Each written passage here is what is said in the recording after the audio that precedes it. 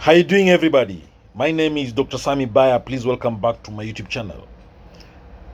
How narcissists use romance and sexual relationships as a tool for manipulation and control.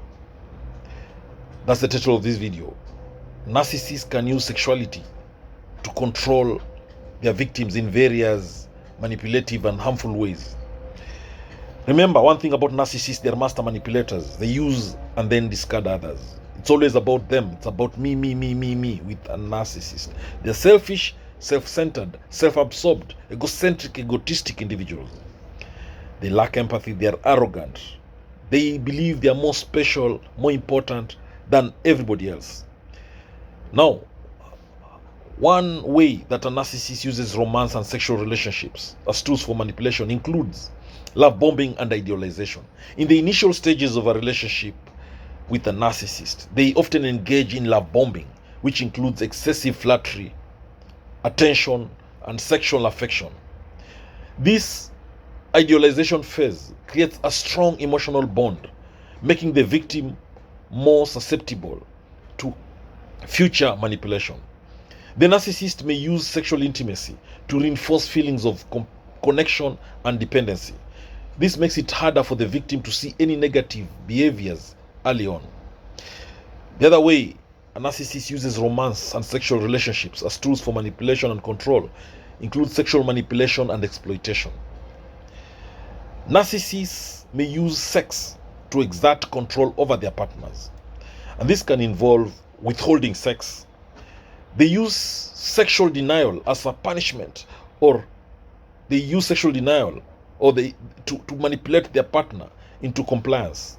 This can be a form of emotional control, making the victim feel rejected or unwanted. Narcissists can also use coercion and pressure. They apply pressure for sexual favors or to engage in sexual activities, and the victim is uncomfortable with these activities. This may involve guilt tripping or making the victim feel responsible for the narcissist's needs. Again, under sexual manipulation and exploitation, the narcissist will use sex to gain power. They may flaunt their sexual prowess or engage in sexual conquests to establish dominance and superiority over their partner. Then the narcissist will also gaslight and blame shift. They do it as a tool for manipulation and control when it comes to romance and sexual relationships. They will engage in gaslighting, making their victims question their own perceptions and feelings. In the context of sexuality, this gaslighting might involve denying sexual abuse. If the narcissist has been abusive, they may deny or downplay the abuse, making the victim feel confused or at fault. They may also twist the narrative.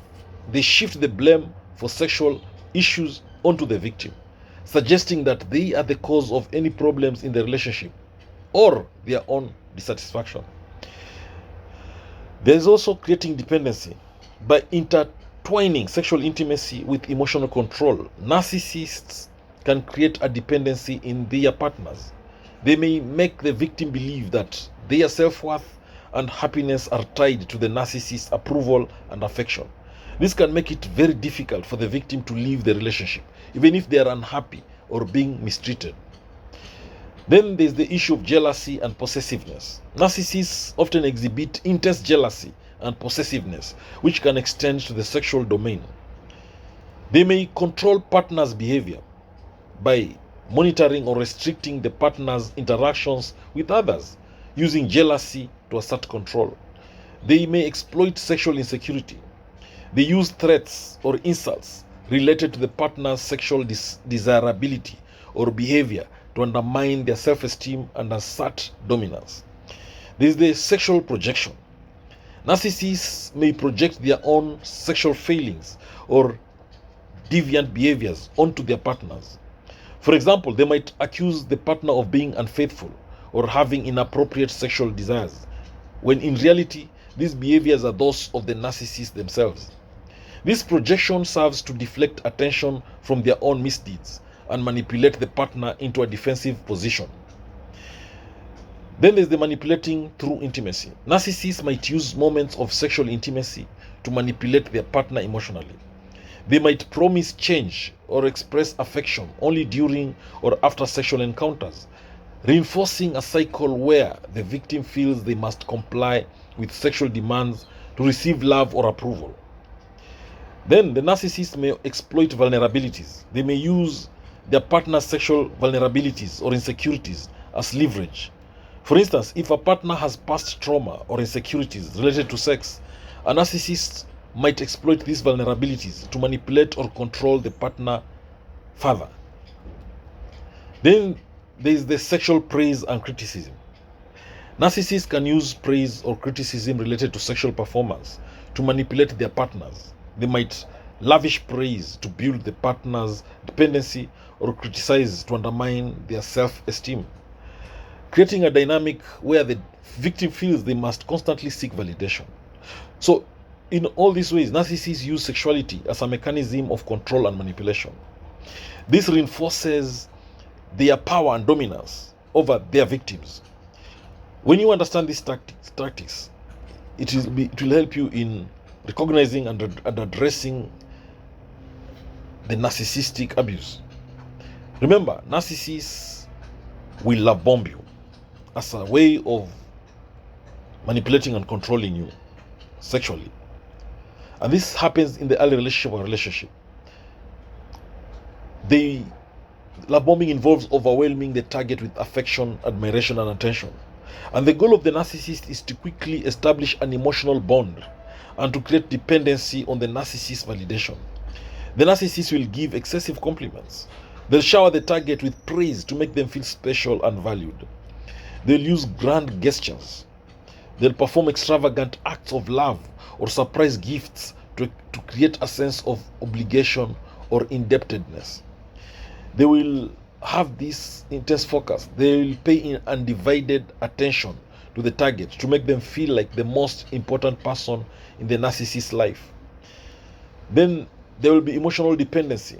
Once the narcissist has established a bond, they will often create an environment where the target becomes emotionally dependent on them.